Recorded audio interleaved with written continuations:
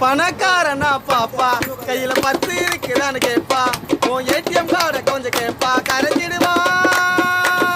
உன் தொண்டா யாருன்னா மாட்டினா அவ பர்சைய நத்துக்கிட்ட காட்டினா உன் கோழிய முக்கன போல அமுக்கிடுவா குமிக்கிடுவா உயிருக்குயிரா நானும் ஒரு பொண்ணை லவ் பண்ணேன்டா அந்த பொண்ணால காகிதம் பொறுக்கியா நானும் ஆனேன்டா